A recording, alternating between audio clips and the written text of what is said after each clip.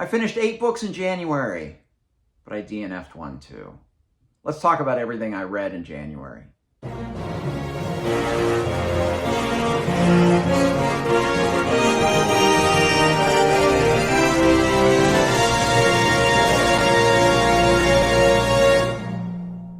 Hey everyone, welcome to my January book reviews. I'm going to share with you short reviews and ratings for the 8 books that I read this month. I will tell you about my DNF. Unfortunately, it was a book I was really looking forward to, but it just wasn't working for me. As with all of these videos, I will group them by genre below. There are a few of these videos that I've already shot reviews for, so I'll try to link those below as well, and up here, wherever those end up when I throw those onto the video after the fact. Anyway, the book of the month this month is a great one, so make sure if you do skip around, you go check out my book of the month, because it's just like it seems like every January I read something that might be my book of the year, and I think that's the case with this one. I want to start first with my DNF this month. Now, first of all, I have to say that I do not DNF very often, and when I DNF a book, I usually don't regret it, because if I'm really not feeling it, I don't do it very often, so it's not a habit for me. Last year I DNF'd 1 book. The previous year I DNF'd 0 books. So my DNF, unfortunately, is I, Claudius by Robert Graves. And there were 2 main reasons why this didn't work for me. I read, I think, 4 chapters before I just called it quits. First of all, I only have a very passing knowledge of this era, and only a very passing interest as well. I saw a poll recently where they said, like, the average American man thinks about ancient Rome like every 10 minutes or something stupid like that. Like, I must not be average, because I never think about that era or anything about that era. And the thing that made this tough, besides my only minimal interest in the story, is the writing style was super dry. I mean, Sahara Desert dry, textbook dry prose.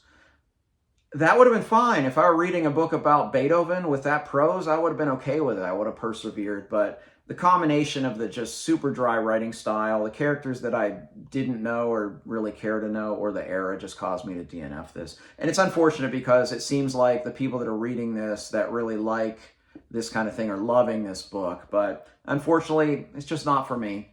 Don't let me dissuade you from reading it, because a lot of people do love this book. A lot of people consider this one of the greatest works of historical fiction. I don't. All right, I want to go next to a couple works of crime fiction that were part of a book review that I did already. And these are 2 works by Dennis Lehane, Live by Night and World Gone By. These are the 2nd and 3rd Coughlin novels. I did a whole video on the 3 Coughlin novels. And the reason I'm not talking about all 3 of them here is because the first book is actually a different genre than crime fiction. So go check that video out if you're interested, but I'll just give you a quick summation of these 2 books. These 2 books follow Joe Coughlin. He's about 18 years old at the very beginning of Live by Night, and he's a petty criminal. And it's kind of a coming-of-age tale of seeing him evolve beyond that into getting involved in organized crime, and it kind of snowballs from there. And it turns out he's pretty good at this. He's a pretty smart character. He does some dumb things, of course, but he's pretty smart. And you kind of see in that first book, as he gets embroiled in this mafia family, and he starts to have more responsibilities with it, and you start to see how proficient and good he is at organized crime. And it's a great book that goes a lot of different directions I didn't expect. There is a part in the middle that sags. There's a heist story in the middle of this that I felt went on a little bit too long, but the ending was fantastic. One of those typical, if you haven't read Lehane, he pretty much just has some of the most memorable endings you will read anywhere. And that was Live by Night. The ending was fantastic. A lot of people probably didn't love the ending, but they probably will find it remarkable and memorable. But Live by Night, I gave a 4.5 out of 5. Now, its sequel is World Gone By, and this follows Joe about 15 years later. He's in his mid-30s now, and it's kind of a reflection upon his life as a gangster. And is he going to try to get out of being a gangster? I also love, one thing I mentioned in that Coughlin video that I put out last week, is that what I really liked in both of these books is that Lehane is very real and painting the picture of these gangsters. He takes a very human approach, makes them very real. And he doesn't romanticize them. He doesn't look back and think that, you know, these classy guys in suits that took Tommy guns and killed people were somehow good people. Some of them had families and had to, you know, put food on the table and all that. But the truth is they were criminals. And I loved kind of the conflict within Joe himself, wondering if he can be a good person, having done a lot of the bad things that he's done. And I love that in this story. I also mentioned that view, the book blurb at the beginning, Stephen King says, this is the best gangster novel since The Godfather. I'm not going to argue with him. This was fantastic. It's a very lean, this is the shortest book of the 3 Coughlin novels, and the storytelling is superb, and the ending is fantastic. I give this a really high recommendation. It's not my book of the month, but it's pretty close. And it's also going to be probably a contender for book of the year. I think it's that good. World Gone By, 5 out of 5. Let's go next to a kind of a peculiar one, and that is Prince, The Beautiful Ones. Why is this a peculiar one? This is advertised as a memoir, but it's not a memoir. Prince started writing a memoir, and I think there are 26 pages of his memoir here. And there are 40-some pages from the co-author of his memoir. And the rest is like pictures and song lyrics and a whole bunch of other stuff. I really love Prince as an artist. I think he's one of the best songwriters we've had in a generation. I think that he's one of the only artists that I can think of that recorded all of his music in many of his albums where he played every instrument. I mean, he's just a superbly talented individual. And I loved hearing that he was writing a memoir. I just wish there were more of it. Because this was really, it felt like a coffee table book. You know, one of those books that's a lot of pictures and things like that. Pictures of memorabilia, pictures of handwritten song lyrics, things like that. But it was packaged as a memoir. I wish it were a larger form. I could just set it on my coffee table. But it is what it is. Overall, I liked it because of it was about Prince. But overall, it's not one I would necessarily recommend for anybody but someone who's really interested in Prince, because it's more of a coffee table book than a memoir. So I gave Prince, The Beautiful Ones, a 3 out of 5. All right, let's go next into the fantasy genre. I'm going to start with a book that I've put out some content about already, and that's The Forgetting Moon by Brian Lee Durfee. This is a chunker. Look at that thing.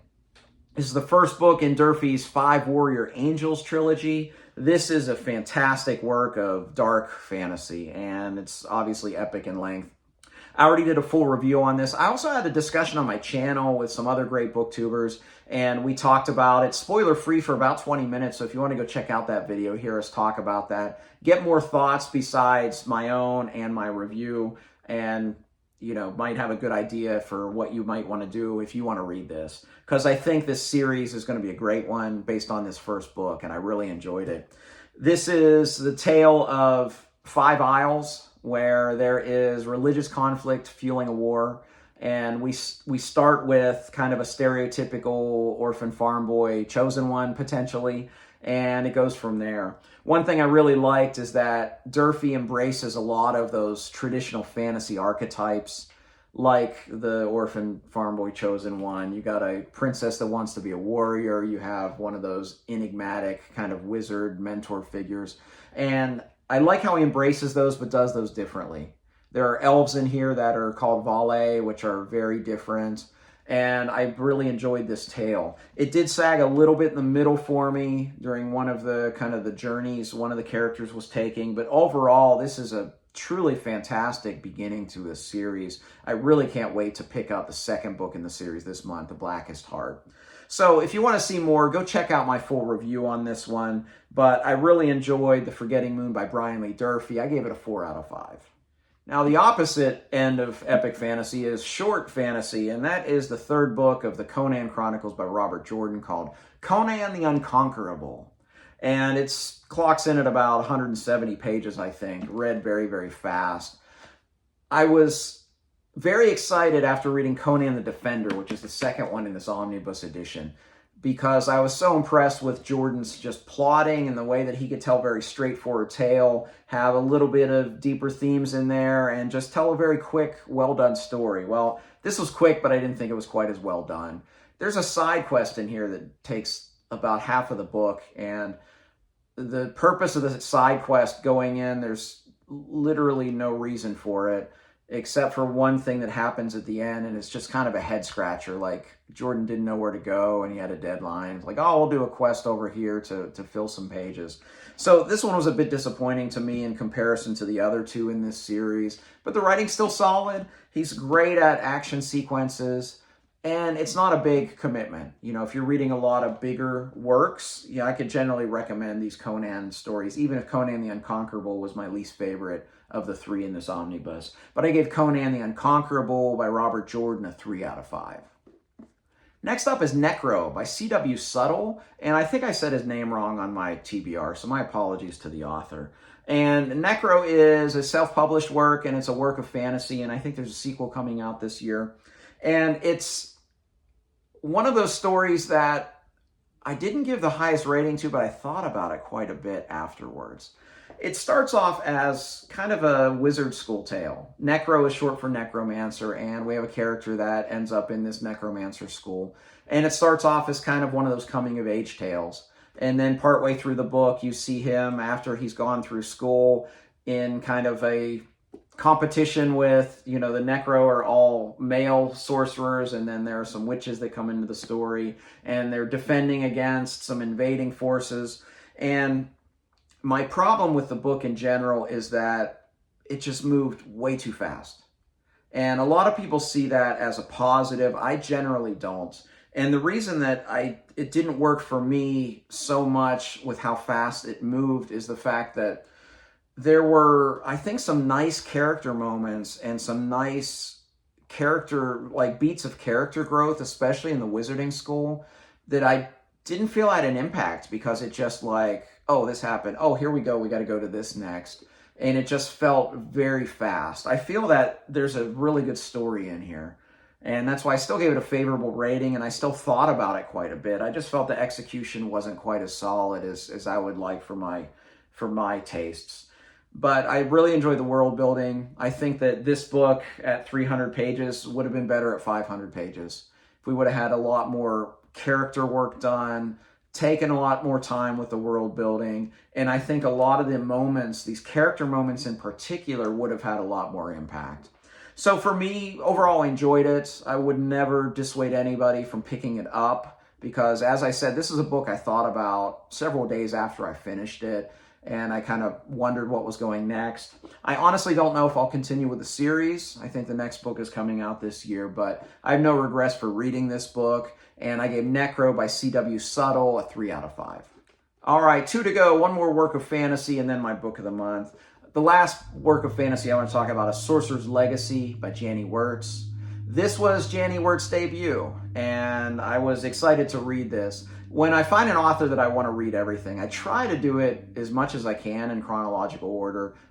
I fail, and I failed already because I read her Empire trilogy, but this was her first book, and I wanted to read this before to read Hell's Chasm or some of the other ones.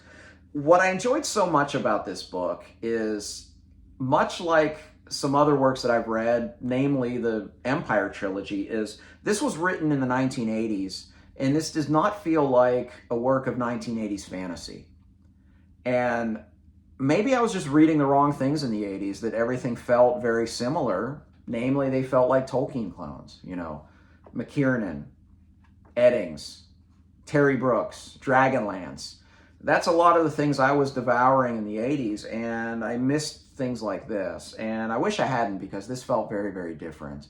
This book deals with a princess who is imprisoned because her land has just been invaded. Her husband's been killed. A sorcerer appears in her cell and says he can take her from here and save her life, but she has to become the consort of this king in another realm. I don't know if it was king or prince. I forget the terms. I'm terrible about those kind of proper names. But essentially, that's what she does. But she is pregnant from her first husband, and it's kind of something they have to conceal for certain reasons. It starts off pretty fast-paced as she goes with this sorcerer in trying to help out this other land, and it is kind of fast-paced through the first 2/3. There are some kind of action sequences in the middle third of this book, But for me, what I really loved about this book, and it might have been a little bit unorthodox as a structure, is about 2/3 of the way through, things slow down. And we really got some really fantastic character work with this character, where she was dealing with the fact that, you know, everything was fast paced up to this point. Things slow down, and it kind of hits her that, you know, her husband, who's really the father of her child, has died. She's in this new land. She's now this prince's consort, and she starts to deal with all of that. And seeing that kind of inner conflict was so interesting to me. And then I loved how the last third, I really wasn't sure where it was going to go. And it went a very interesting place. You know, I don't do spoilers here, so I can't say more than that. But I really liked how this ultimately ended. This was a very fine debut from an author that we all know is very famous and very popular. A lot of people are reading her War of Light and Shadows series right now, but don't sleep on her debut. I really enjoyed Sorcerer's Legacy, and I gave it a 4 out of 5. My book of the month is The Given Day by Dennis Lehane. This is the first of the Coughlin novels. If you hadn't watched that overview, those 3 novels are not really a series.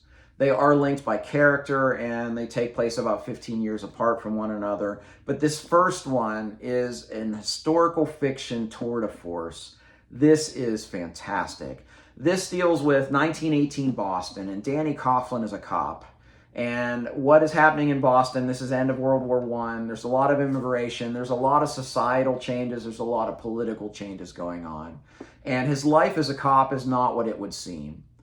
He makes enough money to barely be above the poverty level. He has to live in kind of the poor part of town, which for him as an Irishman is living in the Italian side of town. This also deals with the fact that these cops that are living at the poverty level often work 40, 50 days in a row without having a day off, like 12-hour days. Their precinct houses are vermin and disease-infected places, and they often get sick and they miss work and they don't get paid for that. But the institutions don't want to give them raises. They don't want to give them a better life. So Danny Coughlin and his fellow policemen are looking for a better way. And in America, this is the rise of unions. And the institutions, of course, are pushing back against that because they don't want to give up what they have. And the way that they do that is they push back, especially in the press, and they say that unionization is socialism and unionization is Bolshevikism and it's un-American. And frankly, it gave me a lot of 2024 vibes, unfortunately. But you see what is going on with this story and where it evolves to, these societal pressures that are happening in Boston. You know that something's going to happen. Additionally, this is a great discussion on power and power structures, as you see the people with power and the people without power. There are some great discussions of race in here. There's a Black American who's named Luther here that ends up in Boston, and his story intertwines with Danny's very, very meaningfully. And you see, of course, in this kind of power spectrum, how he's at the bottom because of his race. Some of his chapters made me physically angry, and at his treatment by some of the powers that be. This is a fantastic book, and of the 3 Coughlin novels, this is my favorite, even though obviously I love the other 2 quite a bit. But this is my book of the month for January 2024, The Given Day by Dennis Lehane, 5 stars, early front runner for my book of the year. So hey, January was a great month for me. What did you read in January? I'd love to hear it. Drop me a comment below. And if you've read any of these, I'd also love to talk with you in the comment section about these. As always, just label any spoilers in case anybody wants to check out the comment section that hasn't read these books yet. Label your spoilers, don't want to ruin anything for them. If you like this video, please like and subscribe. You can also find me on Twitter, Goodreads, and the Fireside Discord. Links for all of those are below. As always, thank you for watching. Until next time, goodbye.